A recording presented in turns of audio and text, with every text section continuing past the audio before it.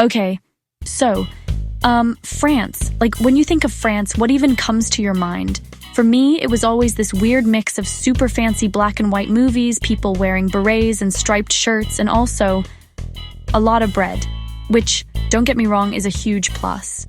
But I feel like we all have this idea of France that's kind of a fantasy. It's the main character energy of countries. But going there is a whole different experience. It's less of a movie set and more of a real, living, breathing place that's somehow even cooler than the fantasy. This is a travel guide for people to explore the beautiful France, learn about French culture, and the must-see things during your visit. We're gonna go through, my personal must-see checklist. Think of me as your slightly chaotic but well-meaning friend who just got back and has all the thoughts. The big hitters, the little things, the vibes. It's gonna be a trip. Let's just, get into it. Okay, so first stop, Paris. Duh. It's Paris. It's the opening act that's the headliner. My first impression was just a lot. It's loud and busy. Perfume, old stone, fresh bread. You have to do the Eiffel Tower. Seeing it in person at night when it sparkles on the hour is genuinely magical. Don't just go to the top. Have a picnic on the Champ de Mars. Cheese, a baguette, cheap wine. It's a whole mood. Then there's the Louvre. Massive. Mona Lisa with the crowd. She's tiny up close. Wander off. Egyptian section, Napoleon III apartments. Those rooms are insane. More mind-blowing than a small painting from 20 feet away. Let's talk about Montmartre. Cobblestone streets, Sacré-Cœur view, artists in Place du Tertre. Wander the side streets, hidden little squares. It's where you can really breathe, and you can't go to Paris and not go on the Seine. A river cruise sounds cheesy. I get it. Floating under ornate bridges, seeing Notre Dame, watching the lights flicker on at sunset. New perspective on the city. Now, cafes. Cafe culture is a way of life. You don't just grab a coffee to go. You sit. Café crème, an espresso. You people watch. You read a book. You talk for 2 hours. The waiter won't bring the check until you ask. They're giving you space. Lean into it. Order the flaky, buttery croissant. Don't overschedule. One big thing, then wander. Sit by the river. Find your rhythm. Alright, next up, we're trading the city chaos for, pure sunshine and glamour. The French Riviera, the Côte d'Azur. The water's unreal blue, the sun feels different, and everyone looks fresh off a yacht. Totally different planet from Paris. Nice is the hub. Promenade des Anglais curves along the sea, perfect for walking, biking, and staring at the horizon. The beach is pebbles, not sand. Weird at first, but it makes the water look even clearer. Vieux Nice is a maze of warm-colored streets, little shops, flower markets, places to eat. It even feels a bit Italian. Try socca, a giant, thin chickpea pancake cooked in copper pans. Crispy, savory, perfect street snack. And the seafood? Incredible. Order the catch of the day. You can't go wrong. Cannes is pure glamour. Film festival vibes, designer shops, fancy hotels, window shop, and pretend.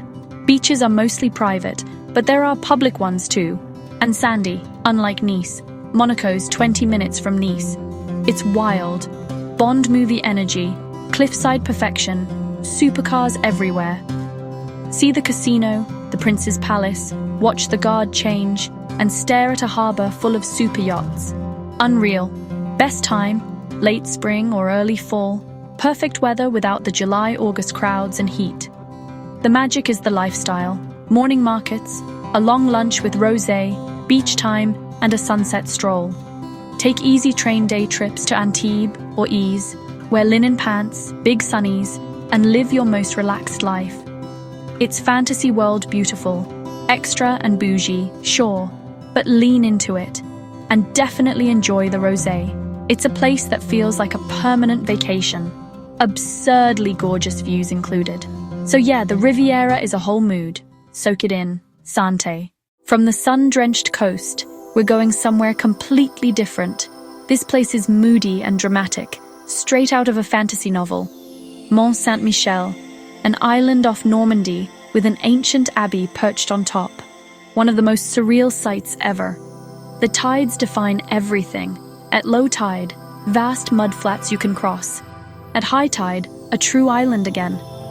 The tide races in, some of the highest in Europe, wild to watch. Pilgrims walked the sands for centuries. You can still do it with a guide, barefoot thanks to quicksand. Most people come via the bridge and shuttle now, which honestly is for the best. Inside the gate, the Grande Rue, crowded, narrow, steep, souvenir-packed. Push through, climb higher and the crowds fall away, little gardens, alcoves, viewpoints appear. Look back over the bay. The water etches patterns for miles. It's peaceful up here. Pay to enter the abbey, 100% worth it. Massive stone halls, delicate cloisters, a church hovering between sky and sea. Humbling. Imagine hauling stone up a rock in the sea 1,000 years ago, engineering and faith in one. Go early or late. Midday summer crowds are intense. If you can, stay overnight. After day trippers leave, it's quiet, mysterious, like it's yours. Try the omelette de la mer Poulard. Ridiculously expensive, yes, but it's part of the story. We're heading inland to a real-life fairy tale, the Loire Valley. Lush countryside, a gentle river, and castles, so many castles. The Garden of France, not battle-worn forts, elegant Renaissance palaces built for kings to hunt and throw lavish parties. First, Château et Chambord, the biggest a beast, towers and chimneys like a skyline. The double helix staircase, 2 spirals that never meet, said to be influenced by Leonardo. A trip. Then Chenonceau, my favorite. The ladies' chateau, elegant gallery floating over the Cher. Rent a rowboat and paddle underneath. Ridiculously romantic. Don't miss Villandry, gardens so geometric and precise they feel like art. It's a major wine region. Think Sancerre, Vouvray. Intimate tastings with the people who grew the grapes. Explore by bike, flat riverside paths, picnic from the market, stone villages, sunflower fields. Then, another chateau, base in Tours or Amboise. In Amboise, visit Clos Luce, where Leonardo spent his final years. It's slow, peaceful, wholesome, 500-year-old craftsmanship, and a perfectly balanced glass of wine. A fairy tale you can walk, bike, and sip your way through. For our last stop, we're heading south to pure dreamy vibes, Provence. If the Loire is a fairy tale, Provence is a painting. Rolling hills, golden light, ancient hill towns. Lavender? Late June to early August, Valensole goes neon purple with bees buzzing and the air perfumed. The light is everything. No wonder Cézanne and Van Gogh were obsessed. Aix is a mini, relaxed Paris. Elegant, tree-lined boulevards, fountains everywhere, chic and lively. Avignon's medieval and mighty, the palace of the popes and the famous bridge that stops halfway. Markets are the heart. Colourful produce, olives, huge cheeses, herbs, local honey, beautiful soaps, Mediterranean flavours, olive oil, garlic, tomatoes, herbs. Try ratatouille and aioli. Simple, rustic, so flavourful. Rent a car and wander Luberon villages, gourds tumbling down a hill, Roussillon glowing with ochre cliffs. Best seasons? Spring and fall. Summer is gorgeous for lavender, but hot and crowded.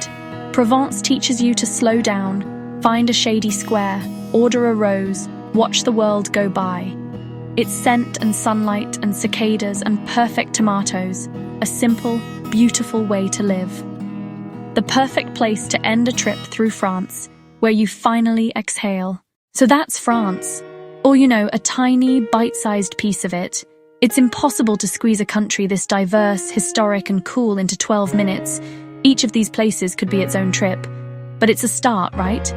A taste of the city, the sea, the magic, the fairy tales, and the sunshine.